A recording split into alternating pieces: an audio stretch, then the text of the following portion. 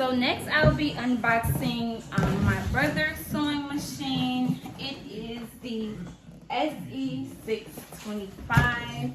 I purchased it from my local Walmart. I actually ordered online and went to go in the store and pick it up.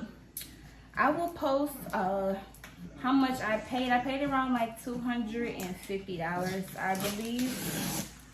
So now I'm just gonna unbox it for you guys.